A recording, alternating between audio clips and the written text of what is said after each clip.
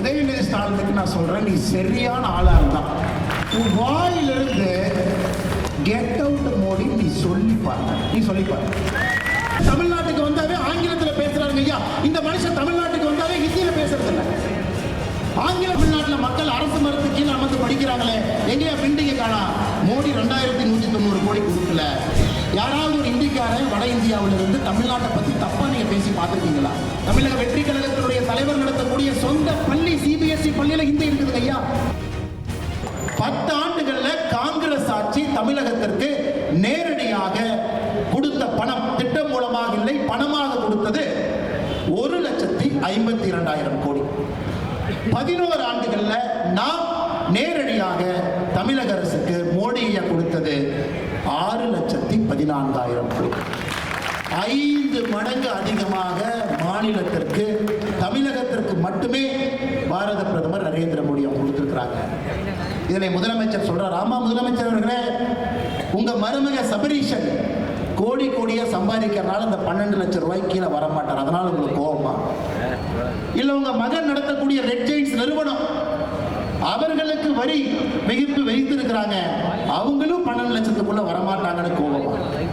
நடுத்தர மக்கள் சந்தோஷமா இருக்கிறாங்க, அவர்கள் சம்பாதிக்கக்கூடிய பணத்திலே வரி வேண்டாம் என்று மோடி சொல்லி இருக்கின்றார். 12 லட்சம் ரூபாய் வரை 87% இந்தியாவில் வரி கட்டுறவங்களுக்கு வரி இல்லைன்னு சொல்றாங்க, அவங்க சந்தோஷமா இருக்கிறாங்க. உங்களை போன்று காலையில சூரியன் உங்க உடம்புல படணும்னாவே 11 மணிக்கு ஏசி ரூம்ல இருந்து வெளியே வந்தா தான் சூரியன் உங்க மேல படும். 5:30 மணிக்கு சூரியன் படுறவங்க, 6 மணிக்கு சூரியன் படுறவங்க, காடு தோட்டத்துல ஆட்டுக்குட்டி வச்சு பொழப்பு நடத்துறவங்க, முருங்கைக்காயை பறிச்சு பொழப்பு நடத்துறவங்க, தேங்காய் மரத்தை வச்சு பொழப்பு நடத்துறவங்க, இவங்க எல்லாத்துக்கும் சந்தோஷமா இருக்கிறாங்க. ஏன்னா அவங்களுக்கு 5:30 மணிக்கு 6 மணிக்கு சூரிய வெளிச்சம் உடம்பு மேல படும். இந்த 11 மணி 11:30 மணிக்கு இரவில் 2 மணிக்கு படுத்து தூங்கிட்டு காலையில 11 மணிக்கு எந்திரிச்சு 11:30 மணிக்கு வெளியே வர்றாங்கல்ல, அவர்களுக்கு மோடியின் மீது கோபம் தான் இருக்கத்தான் செய்யும். அந்த கோபம் இருக்கட்டும், அந்த கோபத்தை நாங்கள் வரவேற்கிறோம். அது போன்ற ஒரு கோபம் தான் தமிழகத்தினுடைய முதலமைச்சர் ஐயா மு.க. ஸ்டாலின் அவருடைய கோபம். வேற எந்த கோபம் இல்லைங்க. அது போன்ற ஒரு கோபம், வேற எந்த கோபம் கிடையாது. மேடையின் மீது அமர்ந்திருப்பாங்க, பக்கத்தில் பல முறை பார்த்துருப்பீங்க, மோடி ஐயா என்கிட்ட ஏதோ பேசுவாங்க, நான் மோடி ஐயா கையை மறைச்சு பேசுவேன். அவர் கேட்கறதெல்லாம், பெண்களை பார்த்தாங்கன்னா முதல் கேள்வி என்ன கேட்பாருன்னா, பெண்கள் இத்தனை பேர் வந்திருக்கிறாங்களே, அவங்களுக்கு கழிப்பறை வசதி எல்லாம் பண்ணியிருக்கியான்னு கேட்பார். நான் சொல்லுவேன், பண்ணியிருக்கேன் சார், அங்கே இருக்கு அப்படின்னு. தண்ணி வசதி கண்டிப்பா தண்ணி எல்லாம் பண்ணியிருக்கிறோம் ஐயா. வெயில் ரொம்ப அதிகமாக இருக்கு, எப்படி இவங்கெல்லாம் இங்கிருந்து நடந்து போவாங்க, எப்படி வந்திருப்பாங்க இவங்கெல்லாம்? சரி, இப்படி வந்திருப்பாங்க. எல்லாம் என்ன வேலை செய்வாங்க தோராயமா, எந்த ஊர்ல இருந்து வந்திருப்பாங்க, இவங்கெல்லாம் எந்த பகுதி? ஆர்வமாக மேடையிலிருந்து, குறிப்பாக நம்முடைய தாய்மார்கள் சகோதரிகள் அமர்ந்திருக்கும் பொழுது ஆர்வமாக கேட்டு தெரிஞ்சுக்குவாங்க.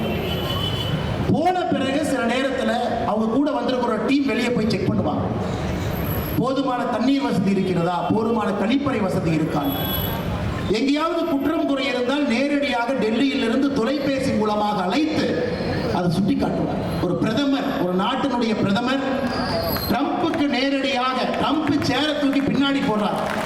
அமெரிக்காவுக்கு போனா ட்ரம்ப் சேர தூக்கி வர்றார், உட்காருங்க. உலக நாடுகள் சிவப்பு கம்பளத்தை விரித்து அந்த மனிதனை வரவேற்பதற்காக கை கட்டி உலக நாடுகள் இருக்கிறார்.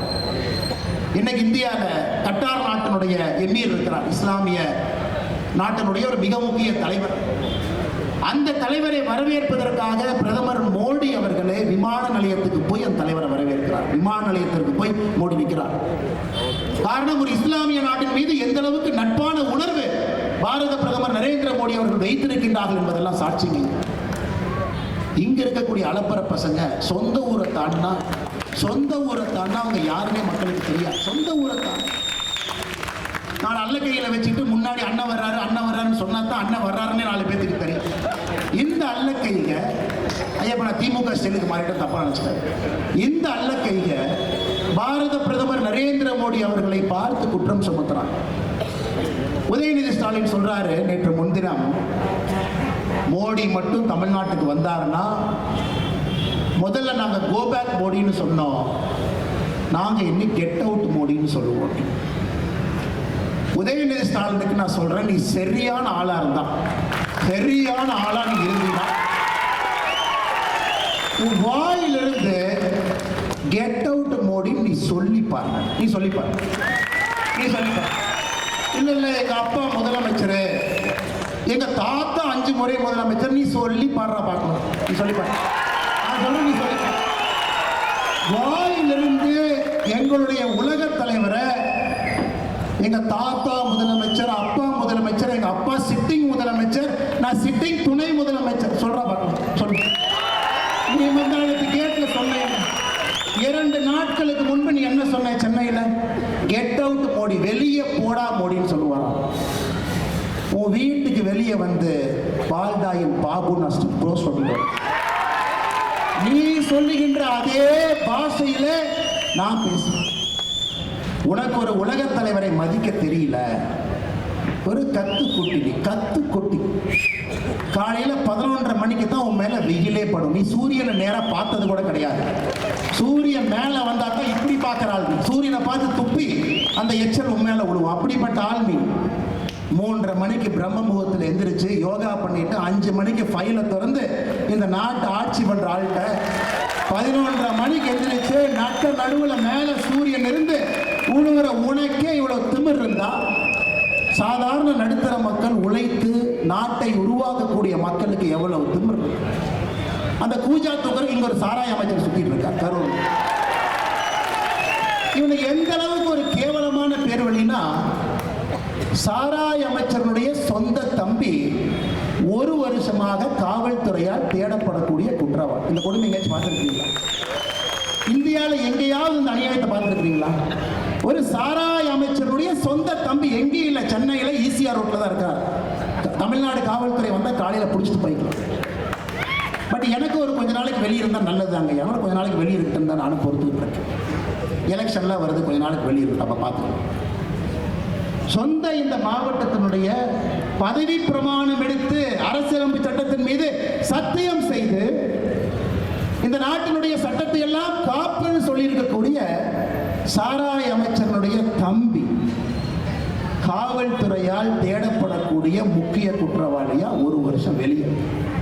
அவர் எடுத்தீங்கன்னா கரூர்ல என்ன, காவல்துறை கொண்டு வந்து கஞ்சா பொட்டலத்தை வச்சு கைது, அல்லது உங்க வீட்டுல கொண்டு வந்து அவங்களே மண்ணை கொட்டிட்டு மண்ணை திருடுனீங்க அப்படின்னு கைது. அதுதான் கரூர்ல இருக்கக்கூடிய பாரதிய ஜனதா கட்சியினுடைய தலைவர் தொண்டருக்கு இந்த சாராய அமைச்சர் கொடுக்கக்கூடிய பரிசா இருக்கு. கரூர்ல இருக்கக்கூடிய அண்ணன் விஜயபாஸ்கர் அவர்கள், இதற்கு முன்பு அமைச்சராக இருக்கக்கூடிய இந்திய அண்ணா திராவிட முன்னேற்ற கழகத்தில் அமைச்சராக இருக்கக்கூடிய அண்ணன் விஜயபாஸ்கர் அவர்கள், அவங்க கூட இருக்கிறவங்களுக்கும் இதுதான் சாராய அமைச்சர் கிடைக்கக்கூடிய பரிசா இருக்கு. அதனால இவங்களெல்லாம் அம்மா நீங்க விடக்கூடாதுங்கம்மா. இவங்கெல்லாம் உங்களுடைய குலத்தை நாசம் பண்ணிட்டு இருக்காங்க. தமிழ்நாட்டிற்கு வந்தே ஹிந்தி பேசாம, இந்தியாவில் இருக்கக்கூடிய ஒரே ஒரு மாநிலத்தில் ஹிந்தி பேசாம ஆங்கிலத்தில் உங்களிடம் பேசுறாங்க. தட்டு தடுமாறி தமிழ் கத்துக்கிட்டு தமிழும் பேசுறாங்க. இந்த மனுஷன் ஹிந்தியை தெரியுமாறாங்க ஐயா? இந்த மனுஷன் ஆங்கிலத்தை விட ஹிந்தியில் அழகா பேசலாமே, உணர்ச்சியா பேசலாமே. இந்த மனிதனும் நம்மளை கூட இங்கிலீஷ் கத்துட்டு பேசுறாருங்க ஐயா. இவருக்கு ஹிந்தி நல்லா வரும், குஜராத்தி, அதன் பிறகு ஹிந்தி கத்துக்கிட்டார். நமக்கு மதிப்பளித்து நம்முடைய உணர்வை புரிந்து கொண்டு தமிழகத்திற்குள்ள கால் எடுத்து வைத்தாலே ஆங்கிலத்தில் பேசக்கூடிய மோடி எங்க நிற்கிறாரு? எங்க நிற்கிறார்ப்பா? அதற்கு நம்ம மேடையில் அவரே சொல்றார் பல இடத்துல, உங்களுடைய அற்புதமான மொழி எனக்கு தெரியாது, மன்னிச்சுக்கங்க, அதனால ஆங்கில மொழியில் உங்கள்கிட்ட பேசுறேன். இந்த மனுஷன் ஹிந்தியை திணிக்கிறாரா? இவரே தமிழ்நாட்டில் ஹிந்தி பேசுறது இல்லை, நம்மளை எதுக்குங்க ஹிந்தி படின்னு ஒரு சொல்ல போறாரு. திமுக காரனுடைய கபட நாடகத்தை நல்லா புரிஞ்சுக்கணுங்க ஐயா. அவனுக்கு ஒரு நியாயம், ஊருக்கு ஒரு நியாயம், அவன் குழந்தைக்கு ஒரு நியாயம், சாதாரண அரசு பள்ளியிலே படிக்கக்கூடிய பெற்றோருக்கு ஒரு நியாயம். நம்ம குழந்தைகள் 2 மொழி, அவர்களுக்கு 3 மொழியே. அவங்க மேல மேல மேல போகணும், நம்ம குழந்தைங்க போஸ்ட் அடிச்சு ஒட்டிக்கிட்டே இருக்கணும். இந்த நியாயத்தை எப்படி நாம் ஏற்றுக்கொள்ள முடியும்? நீங்களே சொல்லுங்க. ஹிந்தி எங்கேயும் திணிக்கப்படவில்லை. ஒரு மொழியை படிங்கிற பிரதமர் சொல்றாங்க, இந்தியா முழுவதும் படிக்கிறாங்க. தமிழகத்தினுடைய பள்ளி கல்வித்துறை பாருங்க, கடந்த 4 ஆண்டுகள்ல பட்ஜெட்டை மட்டும் பாருங்க. 4 ஆண்டுகள்ல பள்ளி கல்வித்துறைக்கு இருக்கக்கூடிய பட்ஜெட் 4 ஆண்டுகள் எவ்வளவு வந்திருக்கா? 2021-22 32,599 கோடி தமிழக அரசுடைய கல்வி பட்ஜெட். 2022-23 36,895 கோடி.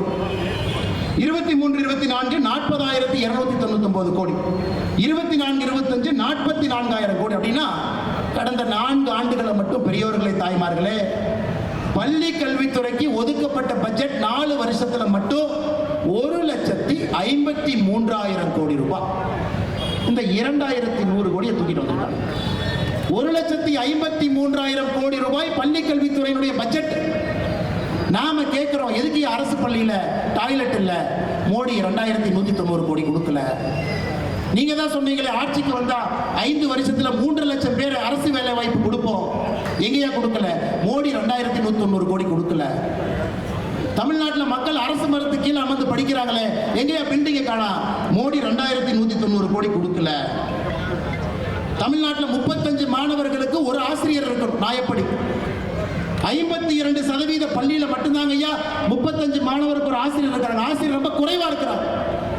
ஆசிரியர் ரெக்ரூட்டே பண்றது இல்லை. எங்கேன்னு கேட்டா மோடி அவர்கள் 2,190 கோடி கொடுக்கல. ஏயா 1,53,000 கோடி ரூபாய் பட்ஜெட்டை வச்சுக்கிட்டு பிஎம் ஸ்ரீ பள்ளிக்கூடத்தை கொண்டு வா என்று மத்திய அரசு சொன்னா அதை அப்படியே மடை மாற்றி திருப்பி நாங்க ஒத்துக்க மாட்டோம் என்று சொல்றீங்க.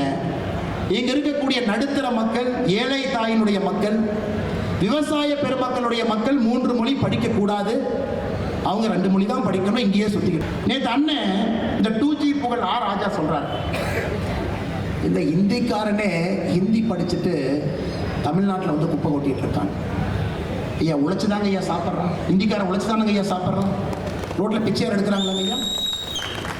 யாராவது ஹிந்திக்காரன் இங்க வந்து நம்ம கிட்ட வேலை செய்யறாங்கன்னா உழைச்சு வேலை பார்த்து அவன் இங்க இந்த ஊர்ல வாழ்றான். நம்ம ஊரை எப்பவும் தப்பாக எந்த இந்திக்காரனும் பேசுறதே கிடையாது. யாராவது ஒரு இந்திக்காரன் வட இந்தியாவில இருந்து தமிழ்நாட்டை பத்தி தப்பா நீங்க பேசி பார்த்துருக்கீங்களா? ஆனா இவனுக்கு அரசியலே நம்மை பற்றி தப்பா பேசாதவங்கள இவங்க இங்கிருந்து பான் பராக் வாய, ஹிந்தி தெரிஞ்சா டாய்லெட் மட்டும்தான் கட்டலாம், இதெல்லாம் இங்கிருந்து இவங்க பேசுறாங்க. யாராவது ஹிந்தி தெரியக்கூடிய நாட்டுல யாராவது ஒருவர் நம்முடைய தாய் திரு தமிழ்நாட்டை பத்தி தப்பா பேசி நம்ம பார்த்துருக்கோம்? இன்னைக்கு புதுசா வந்திருக்கிறாங்க நடிகர்லாம் அரசியலுக்கு வர்றாங்க. அவரு சொல்றாரு, அண்ணன் விஜய் சொல்றாரு 2 மொழி தான். அவரே ஒரு பள்ளி நடத்துறாரு, அவரே சிபிஎஸ்இ பள்ளி நடத்துறாரு. அந்த பள்ளியில ஹிந்தி மொழியை அவரே கத்துக் கொடுக்கிறாரு. அவருடைய சொந்த பள்ளி விஜய் வித்யாசிரம், நடிகர் விஜய் அவர்கள் தமிழக வெற்றி கழகத்தினுடைய தலைவர் நடத்தக்கூடிய சொந்த பள்ளி சிபிஎஸ்இ பள்ளியில ஹிந்தி இருக்குதுங்க ஐயா. என்ன நியாயத்தை பேசுறாங்க உங்களை? என்ன உண்மையை பேசுறாங்க? இவ்வளவு வாய்களையே பேசக்கூடிய அரசியல் தலைவர்கள் எல்லா குழந்தையும் இன்டர்நேஷனல் ஸ்கூல் ஐபில பிரெஞ்சு வேறு வேறு மொழியில படிக்கிறாங்க. எப்படி ஏற்றுக்கொள்ள முடியும்? அதனால் பாரதிய ஜனதா கட்சி உங்களோடு இருப்போம். இது போன்ற செய்திகளை மேலும் தெரிந்து கொள்ள எங்களது யூடியூப், ஃபேஸ்புக் மற்றும் ட்விட்டர் ஆப்களை சப்ஸ்கிரைப் செய்யவும்.